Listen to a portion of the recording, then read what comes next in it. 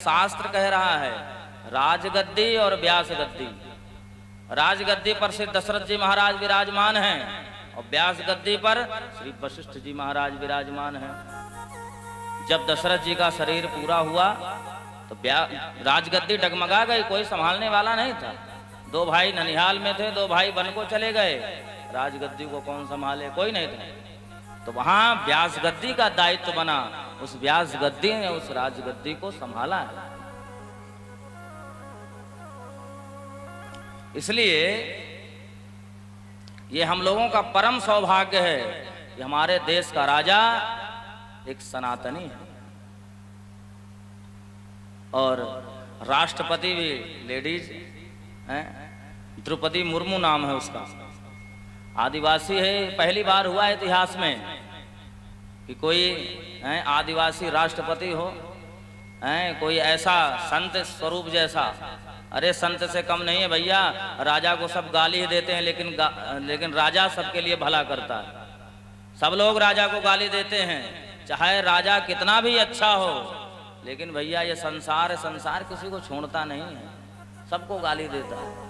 अरे अपने घर वालों तक को नहीं छोड़ता, वो तो बाहर वाला।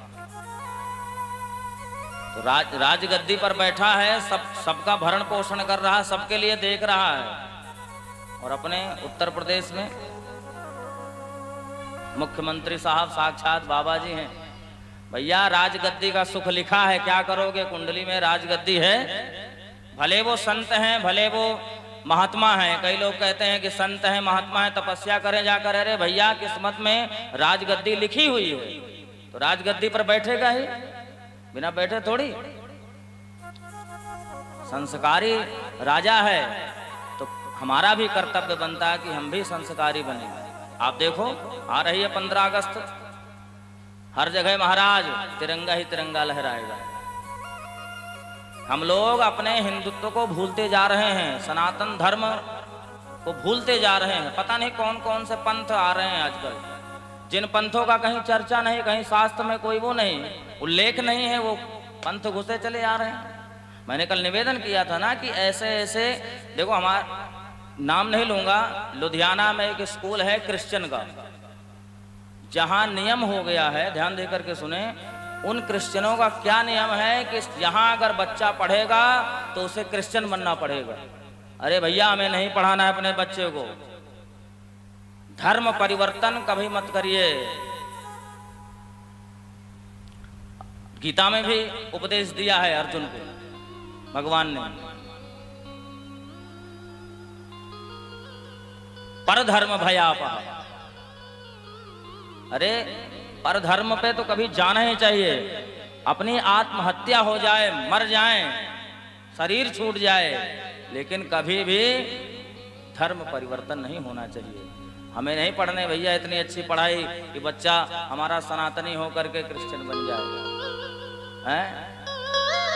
ऐसे ऐसे लोग, अनुयायी लोग लगे हुए हैं सनातन धर्म को पे ऊपर कुठाराघात करने के लिए।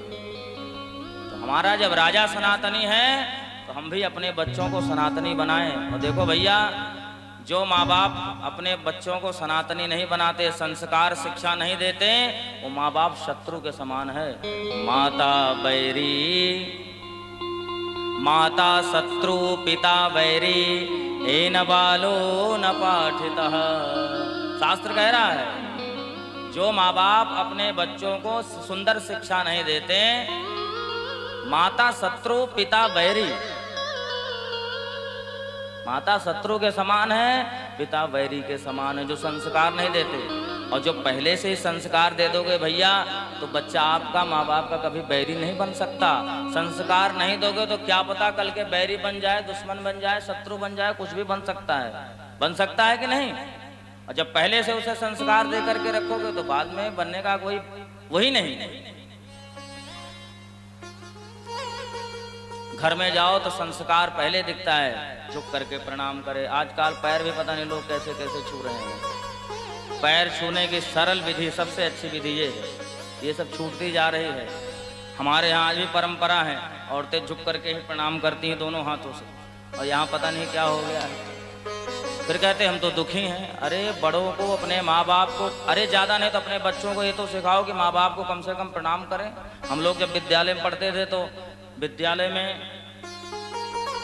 मास्टर लोग सिखाते थे, लाइन में लगते थे तो कहते थे हाँ भाई कौन आज पैर छू करके आया है माँ बाप के, हाथ खड़े करो। और नहीं बोले हम घर जा करके पूछेंगे, कहीं झूठ बोल देते थे। तो शिक्षक अच्छे थे तो संस्कार दिए।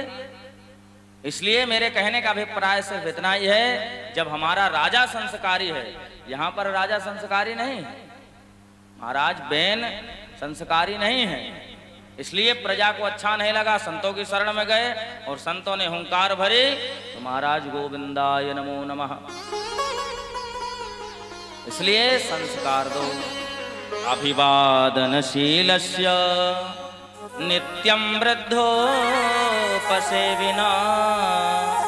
चत्वारि तस्य वर्धन्ते आयुर्विद्या यशोबलम्। अगर आपने अपने बच्चों को संस्कार दिया है तो 4 चीजों में वृद्धि होगी, आयु, विद्या, यश और बल। अगर आपने संस्कार दिए हैं तो बोलो राधे राधे।